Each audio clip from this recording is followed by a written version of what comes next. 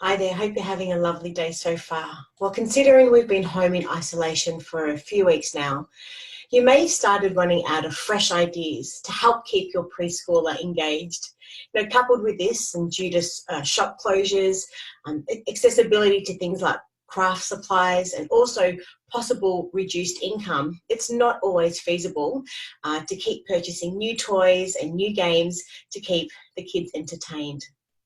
There's no doubt that having the kids home has presented a world of challenges as social isolation has taken away much of what is good for our children, that being the educational and the social context of preschool, kindergarten, daycare, holidays, access to entertainment, libraries, outdoor areas, and all this kinds of stuff. So our chat today is not about focusing on the challenges, rather about presenting creative solutions to help provide support. How to look for the positives in these challenging times of restrictions, and also how to find a source of inspiration from creativity as an educational outlet for our preschoolers. And to help provide this, we are very fortunate today to welcome our special guest, Dr. Tessa Grigg. Now, Dr. Tessa Grigg is a research and education manager at Jimbaroo and Kindiroo. Now, she is a part-time lecturer at the University of Canterbury in New Zealand, a teacher and producer of children's music, and she has over 20 years experience in the early childhood education sector and is a wealth of knowledge on this topic. Today, thank you so much for joining us, Dr. Tessa. How are you? I'm fabulous, thank you, Rachel. How are you? Not too bad at all. These are challenging times for all of us. There's definitely lots to talk about on this topic. Now, you've mentioned before that this is the time or the time of being at home is perfect opportunity to teach children about creativity. Can you tell us more about this?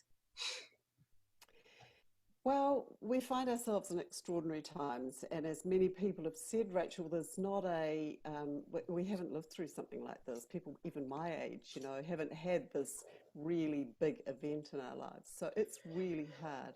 But what it is doing is forcing people to look for alternatives. And from my perspective, I think this is one of the things we will look back at this time and go, yeah, this was a time that made us sit down and reassess and look at how can we solve this problem, which is definitely what the world's all about at the moment, is looking for solving problems. So I don't see this, there are aspects, as you've already said, that are really hard, but there are also creative solutions that people are finding, and we're going to talk about some of those a little bit further down the track. But yeah, there's some potential for some exciting stuff to happen. So would you say this is a time about teaching our children lateral thinking from a young age, and how to look outside the box to find a solution to something that may not be so obvious? Absolutely, that just says it in a nutshell. We're all having to look a little bit sideways. I know in New Zealand they're saying don't go to the shop as much. We're still in what we call lockdown level 4, so they don't want us going to the shop. So I'm doing a lot of what I call fridge cooking, where you open the fridge and you just have to make something from in it. And I actually heard my other parts of my family, they're taking turns at making meals, and those are the rules. You've got to look with what's in the cupboard and what's in the fridge. So that kind of level of creativity is going right across. Everybody is having to do it, and that's not a bad thing. To look outside the box. You've mentioned creativity is in abundance at the moment, and this is a good thing for children to be part of. So with limited resources at home, how is this possible? And how can we help foster development of creativity in our children? The limited resources that we're all having to deal with, I think probably in many situations, children may adapt to that slightly better than adults. Adults find it quite hard to go, oh, well, I haven't got this, so I won't do it, or I haven't got this, so I can't make it. But children through preschool and in the environments that they've often been used to, they've had Mm-hmm. to do this quite a bit. So they're Mm-hmm. probably slightly better at it than we know or realize. But also, I don't think we should limit them by saying to them, oh, no, we can't do that, we haven't got.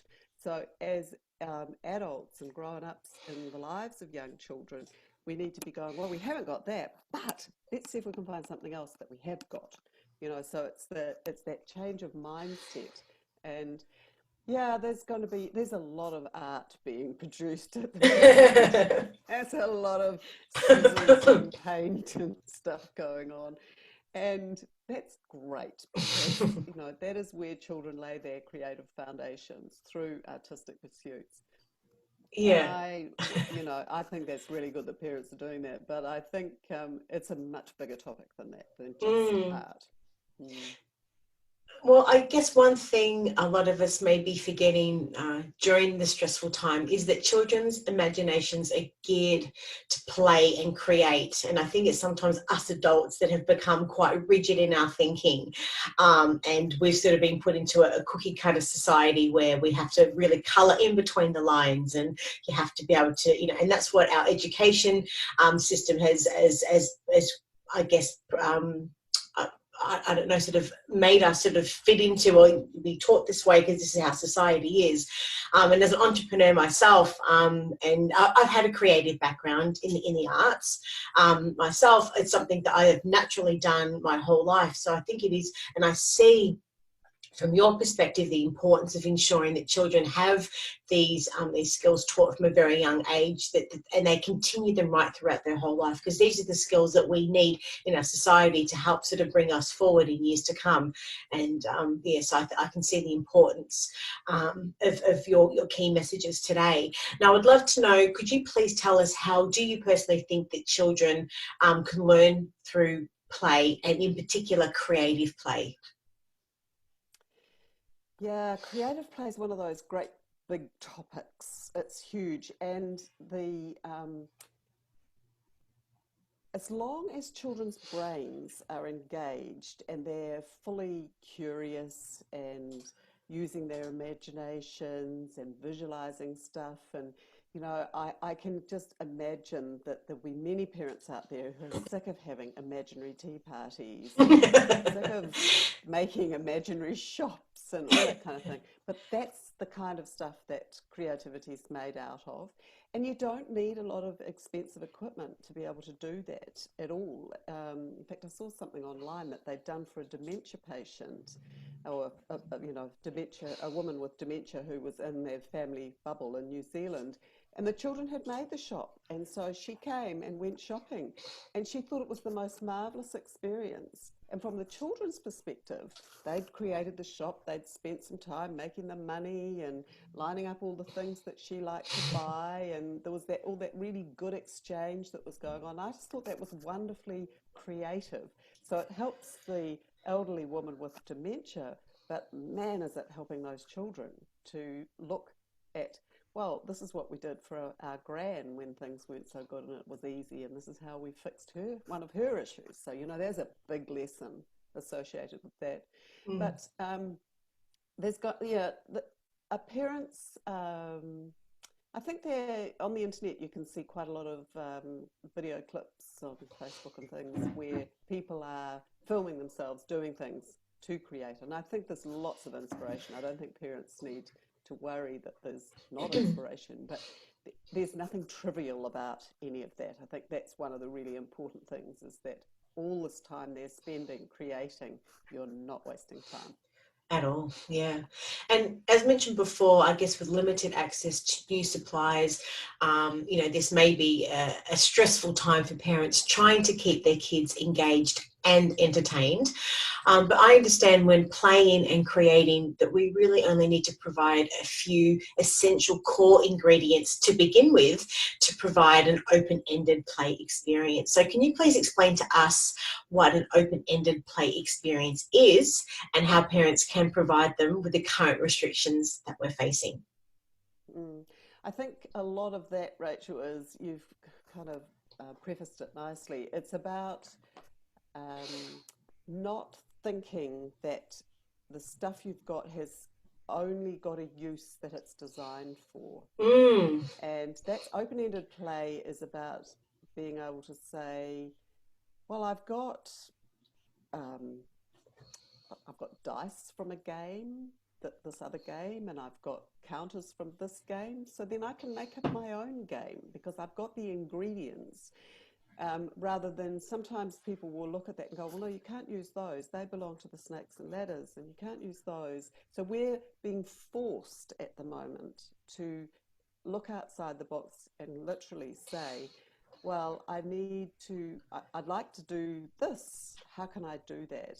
So I think that for open-ended play to work, it's about having a lot of things that are not just tied to being one thing. This is where I have a little bit of an issue with the plastic play, the little kitchens and things that they have. I know children quite like playing with them, but isn't it great when a child creates their own little kitchen? So they get a tub from somewhere and they get a little piece of wood from somewhere else, or they use a table that's already there and they create their own kitchen. So that's about this open-ended play. And so the table is that they're using is the kitchen top one day, and tomorrow it's the shopkeeper's counter, and the next day it's the beauty salon place to put all your stuff to be able to do whatever you got to do, so that they can create. The next day it might be the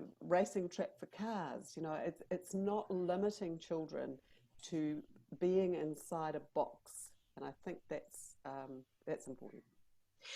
I've got a question for you. When parents through our upbringing have not been taught these skills and or the ability to be able to think laterally, to be able to see the world, and how can parents, if they haven't been taught this themselves, in this current market, so I've got a frog in my throat, I'm so sorry about that, how can parents then provide this experience for children? Because this is something that a lot of parents may find quite difficult and challenging at the moment. And I really do believe that during difficult times, like it's not just us adults, everybody's growing through this experience at the moment that we're living through with this pandemic. So hang on just for a moment. So the question is, how can parents provide these opportunities for their children if they don't necessarily have the skills or the know-how themselves? Well, I'm actually just writing a chapter about this in a book that is of course you are. Yeah, it's going to be published next year, so I guess that's what I'm hot about. I think it's about maybe reading a little bit. Anything that's written about Reggio Emilia is really good because they really foster creativity and project work and all that sort of stuff. Or the Steiner movement is very much, the philosophy there is all about that. So there's those kind of resources to read. And just to clarify, for any parent listening, what you've just mentioned are techniques and that early childhood educators are taught to be able to educate their children in. So we have lots of different types. We have Montessori, we have the ones you just mentioned. So if anyone listening, just to clarify, that's what they are. They're more a style and a technique in which the children are taught and educated. Sorry to interrupt you, sorry. It's all right. No, but there's plenty written on the internet about them, and there are pictures showing the kind of stuff that they do and what makes it. So it's easy information to find. Mm-hmm. And I think it's about going back and thinking, well, what would my grandmother do here? Or, I know I've said this to you before, Rachel, it's going back in time and going, how would our grandparents or our great-grandparents, depending on how young you are, how would they have dealt with this particular issue that I'm trying to deal with now? Now, we have all this modern tech, and see, that's the problem. You talked about cookie cutter society. We've also come from a template art place as well. A lot of young children, they get presented with a picture of a duck, and they've got to put fluff on the duck or color it in and stuff. Yeah. That is such outdated thinking now. That is just not the way to create creative thinkers.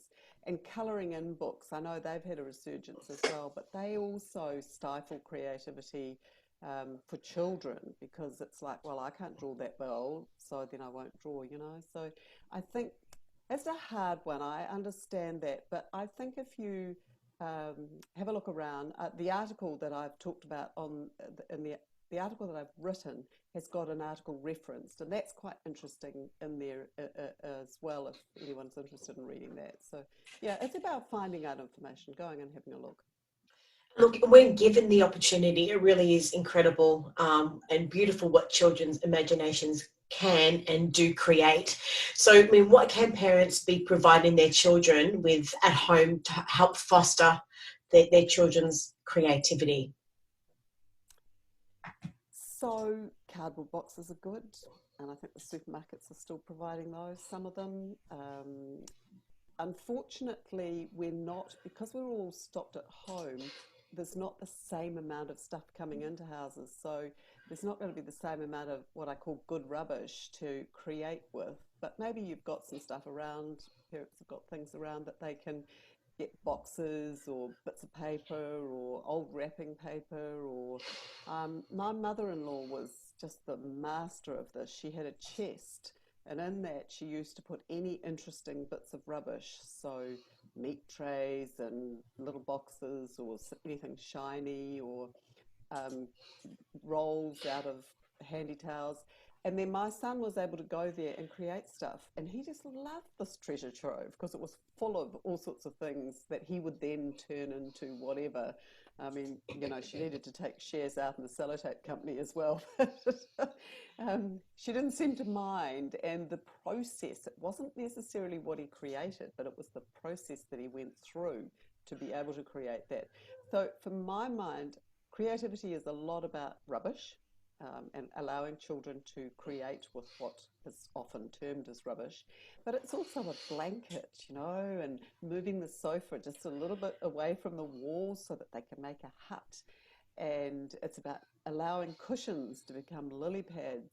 And it's about putting string on the ground so that you can walk across a tightrope on the string. So in actual fact, a lot of creative stuff does not require expensive equipment, but it does require time, and it requires a little bit of thought. The other thing that I think is quite fun to do with your slightly older children, and this really fosters creativity well, is to ask open-ended, quite lateral questions that have multiple answers. And the one that I did a little while ago that created quite interesting examples was, I asked the children, why do we have windscreen wipers? And they were quite young. They were 2. So that's quite young. They were between 2 and 3, and everybody sat there just looking at me. And one of the important things about creative process is you've got to have time. So I just left them with it for a minute, and I very rarely answer those questions. If I give it to them and I don't get an answer, I just leave it and move on. But they sat there for a minute and they thought. And then one little boy looked up and he said, I know, Tessa, you have windscreen wipers so that you have a windscreen so that you've got somewhere to put your windscreen wipers. And of course. That's not wrong, but I've probably got a different reason why we have windscreens, and that he had worked it out in his mind that that's what you did. Another good question is, how do we get the kettle to boil? Why do we have windows in our houses? Any of those kind of questions that have got multiple answers, they really foster creativity well. I love that. Well, we published your article and the title is Creativity and its Relationship to COVID-19. Now, for someone who hasn't yet read the article, can you please give us an overview of what it's about and just tell us what inspired you to write it? Well, I've done a lot of listening over the last 4 weeks because, of course, that's what we do in our bubbles in New Zealand. And I've heard parents talk about the fact that all they seem to be doing is being at home playing with art with their young children. And kind of obviously, I got the impression they were feeling it was a little bit trivial. And that got me thinking, well, maybe people don't understand the power of creativity and how it is actually not just art. Yes. And then the other thing that I thought was that people are definitely, a message I'd been getting through, they were definitely under the impression that their children's development was being majorly stifled by this time at home. And I thought a little bit about that, and I thought, actually, it's not. We have this really good opportunity Opportunity. to Mm. move. And so I thought that was what inspired me to write it. Mm. So tell us, what is the relationship between creativity and COVID-19, or the COVID-19 era that we're currently living in? Yeah. So, as I've already said, it's like we are being forced to find solutions that we Mm. would never have. I mean, I don't know about you, Rachel, but I know more about Zoom than I ever planned on knowing about a month ago. And so it's little things, and the same thing's happening for children. I've seen some gorgeous things that some of my children that I teach have created, and at Jimbaroo we've got unbelievable creativity going in classes where, you know, it's an online class, but parents are finding ways to, so, you know, we don't use a beanbag anymore because not everybody's got a beanbag at home, but they roll up a pair of socks, and depending on how big they want their beanbag to be, depends on the size of the socks. So that kind of thing for me is really forcing the hand of people to look for creative ways. And there are businesses and companies doing it everywhere as well. But particularly in the preschool market, I think we're having to be quite creative because children are sensory motor learners and they want to touch everything. And so we're having to look for different ways to be able to allow them to do that safely. Mm. And what do you see are the challenges for parents at this time of social distancing and young children in general? Well, I'm not exactly sure what's happening in Australia. Are your dogs allowed to talk to each other? Our dogs, yes, they do. I've got two on the ground just here. So, Right. Well, in New Zealand, the dogs are not allowed to talk to each other. So when you go to the park, you've oh, got to keep other your dogs. dog. Sorry. Yes, Yeah, yes. yeah. They are. Well, in New Zealand, they're not. So you've got to keep your dog away from all the other dogs, and you've got to keep your dog away from all the children. And so my dog's really confused and wonders what on earth he's doing wrong and Oh. why nobody likes him at the moment. But the same thing's happening for children. I see parents, you know, if you walk past them, they almost won't even let you say hello, even if you're from a 2 meter perspective. So we're building this um, fear of other people and this need to keep this distance, which a child just simply doesn't understand because they're all about touching things and um, they're sensory motor learners, as I've just said, so they want to move and they want to touch things, they want to taste things, they put things in their mouths. So this is really hard for parents, and I think the early Mm. childhood, the social distancing is hardest on people. Like it's easier because you've got better control of them, but it's really hard because they don't understand what's going on. At the moment, yeah. And your article talks about creativity and it implies that it is not just about the arts. So, in your definition, what is the definition of creativity? Well, in the article, as I've said, I referenced a woman called Nicole Leggett, and she's written a really nice article, which you should be able to get on Google Scholar. I think it's reasonably freely available, and it's not too long.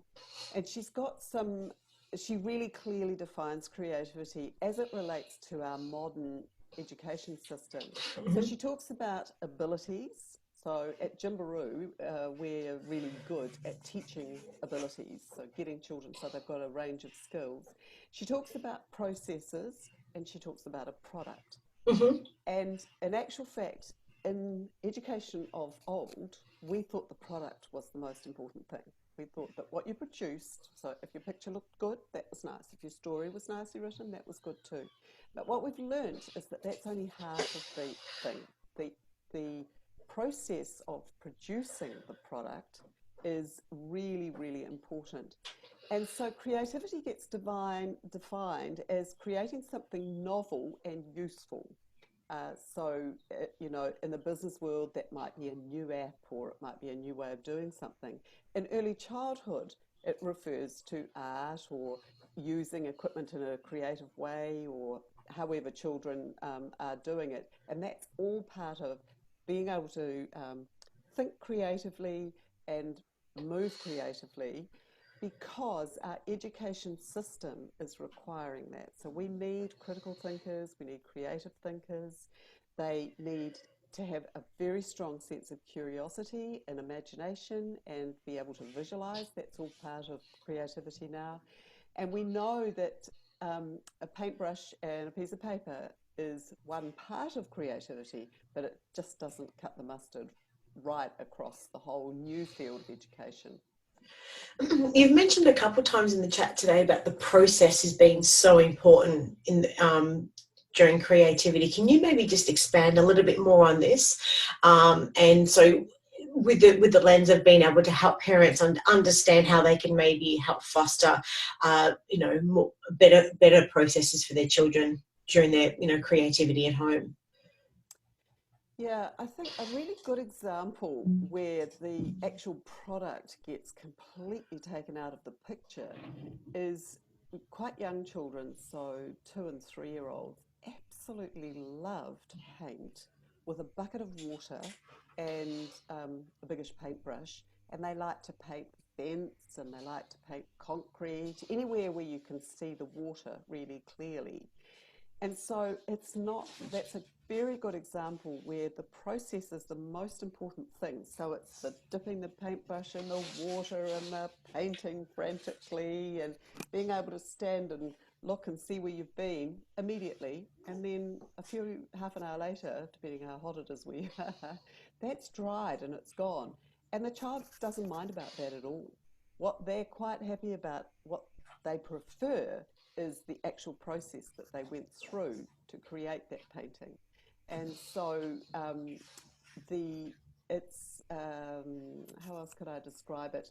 The making of the shop is almost as fun as being able to sell the products in your little homemade shop as well. So going and looking for things and finding them and lining them all up and making the money and all that stuff. That process is just as important as actually having some customers and selling to them from a child's perspective. So it's what goes on in the background as much as what's there at the end. So it's not about the outcome, it's equally and just as important about the how that actually gets to the outcome at the end of the day. Yeah. All right. And what else can parents be doing to encourage creativity in their children at this time? Again, I think, as I've said, it's about being adaptable. And one thing I haven't talked about is this ability for parents to allow their children to be part of the creative process. So maybe if it's cooking, for example, that's just an example with slightly older children, you say to them, well, we haven't got chocolate chips, but what have we got that we could use instead? Or we haven't got raisins to make our biscuits with, but what could we use instead? Let's go and look in the cupboard. So what parents sometimes do is in their minds, they go, oh, bother, this recipe calls for raisins. I haven't got any raisins. Oh, well, we'll just use apricots. But actually to talk through that process with the child. Yes. And say, this is what we're doing. The recipe says we should have raisins, but we haven't got any of those. So we're actually going to use apricots. And should we find out what happens when we put apricots in our muffins? Do we think they're going to taste Love it. Yep. That kind of thing that we're doing, that you're actually with the process with them. So, as Jimbaroo has done on Kindy-Roo, we haven't got a beanbag probably at home. What have we got that we could use instead? We haven't got rhythm sticks.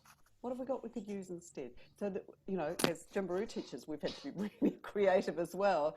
But parents are having to do that all the time. And I think that's really important.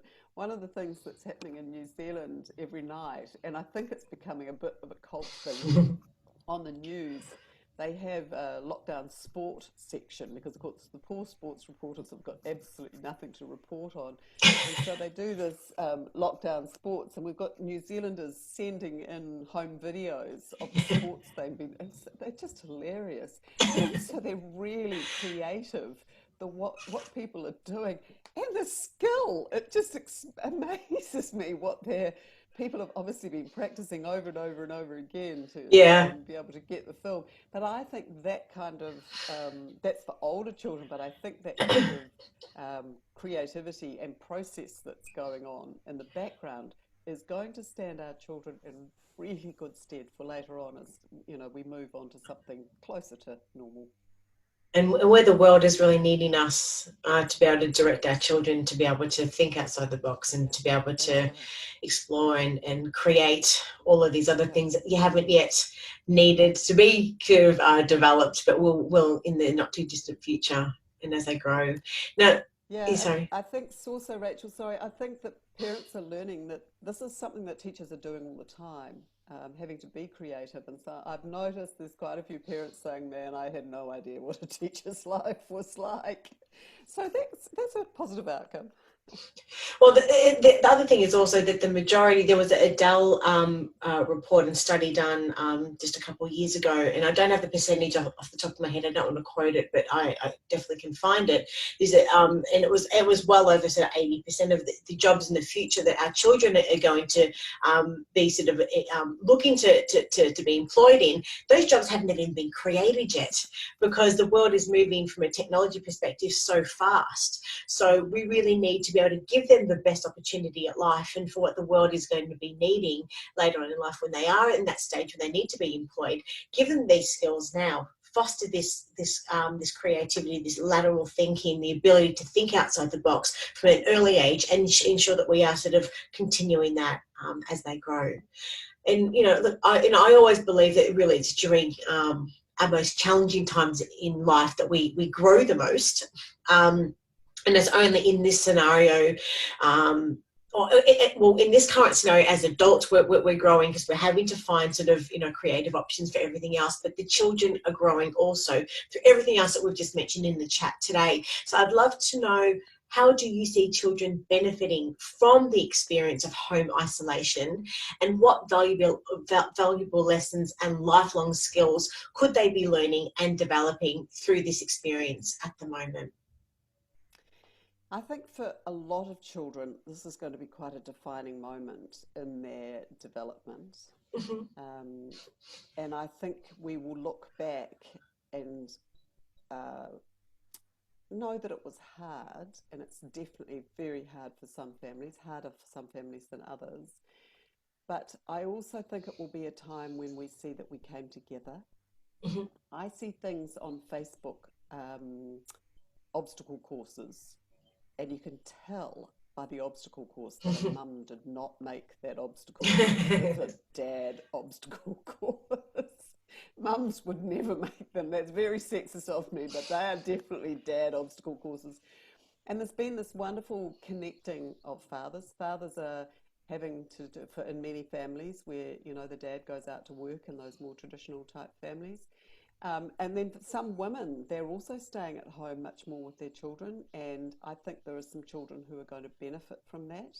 There's going to be some hard times, though, when we go back to more normal routines where there's more separation. So we're not out of the woods. It's not all just perfect living in your own little bubble at home, but there are definitely some benefits. So as we've talked lots about today, there's all this creative stuff that's really beneficial.